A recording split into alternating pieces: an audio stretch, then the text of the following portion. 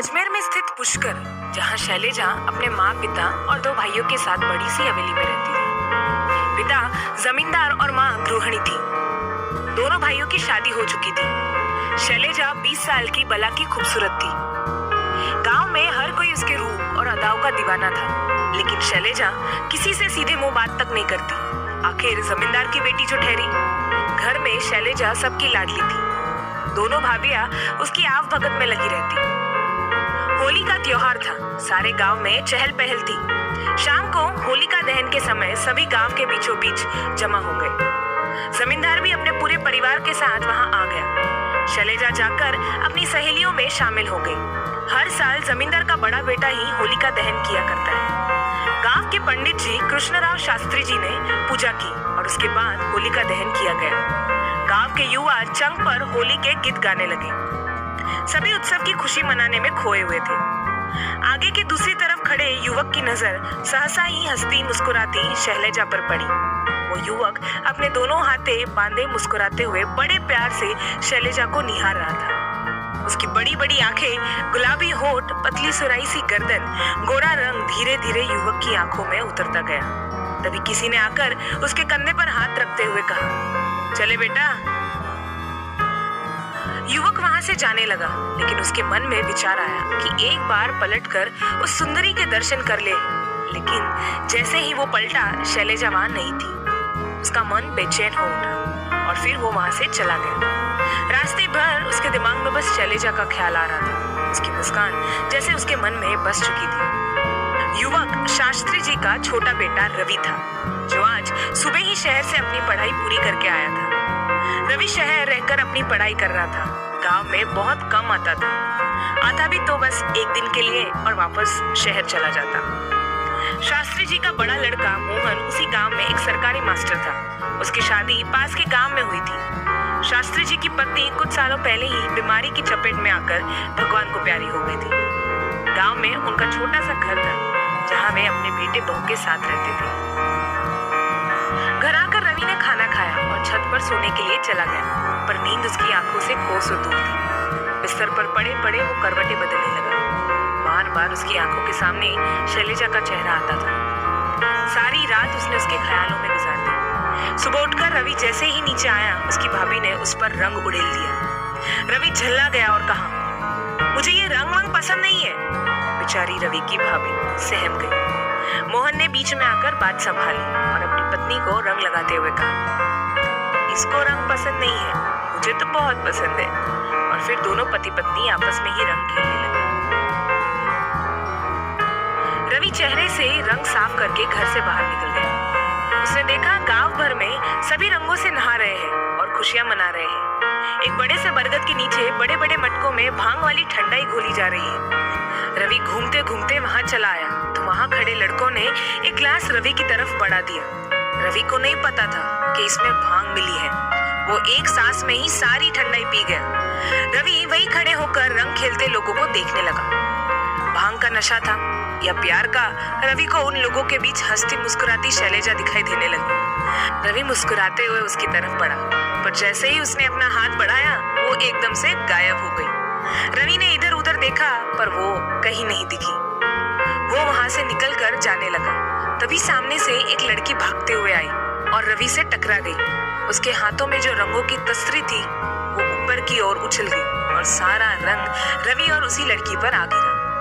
वो लड़की शैलेजा ही थी। रवि और शैलेजा दोनों वहां खड़े एक दूसरे की आंखों में देख रहे थे। शैलेजा की सहेलियां भी वहां तब तक आ पहुंची। शैलेजा रवि से दूर हट गई और मुस्कुराते हुए वहां से चली गई। रवि वहीं खड़े जाती हुई शैलेजा को देखता रहा। वो चाहता था शैलेजा एक बार पलटे, और साहसी कुछ दूर जाकर शैलेजा पलटी और रवि की तरफ देखकर मुस्कुरा दी और चली गई। रंग से सराबोर रवि घर आया तो भाभी तंज कसते हुए कहा, क्यों देवर जी, हमने रंग लगाया तो आपको पसंद ही नहीं आया, अब कहां से मुंह लाल पीला करवा के आ रहे हो? भाभी की बात सुनकर रवि हंसता हुआ बाथरूम की तरफ चला गया। अगले दिन रवि ने शास्त्री जी से शहर जाकर नौकरी करने की बात की। दोनों ने उसे रोकते हुए कहा, रवि बेटा, मैंने जमींदार जी से तुम्हारे लिए बात की है। उनके यहाँ हिसाब किताब देखने के लिए एक आदमी की जरूरत है। तुम एक बार उनसे मिल लो। शहर में इतनी दूर तुम्हारा नौकरी करना सही नहीं। कब क्या हो जाए, यहाँ रहोगे तो हमारे साथ रहोगे। वैसे भी जमींदार जी के यहाँ काम किस्मत वालों को ही मिलता है। पिता की बात रवि कभी टालता नहीं था, फिर भी बेमन से वो शाम को उनके साथ जमींदार की हवेली जा पहुंचा। रवि वहां बैठा अपनी पढ़ाई और काबिलियत के बारे में बता रहा था। तभी उसकी नजर ऊपर छत की तरफ गई। शैलेजा वहीं खड़ी कबूतरों को उड़ा रही थी। शैलेजा को वहां देखकर रवि का चेहरा खिला उठा। उसने जमींदार जी को हवेली में काम करने के लिए हाँ कर दी। अगले दिन से वो सुबह सुबह हवेली जाने लगा। जमींदार के बड़े बेटे ने उसे सारा काम समझा दिया। जल्दी ही रवि सब समझने लगा और अपनी बुद्धि और तर्क शक्ति से उसने जमींदार और उसके बेटों का दिल जीत लिया। जमींदार बहुत खुश था, सब अच्छा चल रहा था। हवेली में आते जाते शैलेजा और रवि की नजरें टकरा जाती और दोनों एक दूसरे को देखकर मुस्कुराते और आगे बढ़ जाते। कई दिनों तक ऐसा ही चलता रहा, लेकिन रवि की शैलेजा से बात करने की हिम्मत नहीं हुई। वो शैलेजा को चाहने लगा था और शैलेजा भी दिल ही दिल में रवि को पसंद करने लगी। जब भी दोनों एक दूसरे को नहीं देखते तो बेचैन हो जाते। रवि को अपने प्रेमी के रूप में पाकर शैलेजा बहुत खुश थी। वो रवि के साथ अपने आने वाली खुशहाल जिंदगी के सपने बुनने लगी। दिनों दिन उनका प्रेम बढ़ता ही गया और दोनों एक दूसरे को खुद से भी ज्यादा चाहने लगे। एक दूसरे की खुशी अब उनकी खुशी बन गई। शैलेजा और रवि अक्सर नदी के किनारे घंटों वक्त बिताते और प्यार भरी बातें करते, पर उन्होंने कभी अपनी सीमा नहीं लांघी। उनका प्यार एक मर्यादा में था। कुछ महीनों तक दोनों का प्यार यूं ही चलता रहा, लेकिन वो कहते हैं ना, इश्क और मुश्क छुपाए नहीं छुपता। शैलेजा की भैया को इस बात के बारे में पता चल गया। उन्होंने शैलेजा को समझाया, लेकिन शैलेजा पर उनकी बात का कोई असर नहीं हुआ।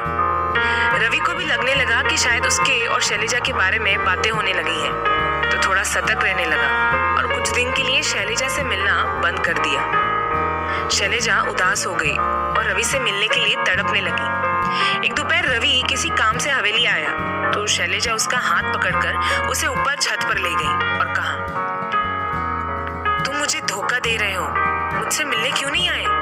हवेली आते हो तो तभी भी मुझसे नजर चुराकर भाग जाते हो। तुम्हारा मुझे यूं नजरअंदाज करना मेरी जान ले लेता है। आखिर तुम ऐसा क्यों कर रहे हो? शालू, मैंने तुम्हें कोई धोखा नहीं दिया है। तुम्हारे घर वालों को तुम पर शक हो गया है और गांव में भी लोग तुम्हारे और मेरे बारे में बातें करने लगे हैं। मैं नहीं चाहता मेरी वजह से लोग तुम्हारे चरित्र पर उंगली उठाएं। तुम्हारा और तुम्हारे घर वालों का नाम खराब ना हो, इसलिए मैं जानबूझकर तुमसे दूर रहता हूँ। सही वक्त आने पर मैं खुद तुम्हारे पिता से शादी के लिए तुम्हारा हाथ मांगूंगा। बस तब तक तुम थोड़ा इंतजार करो, रवि ने कहा।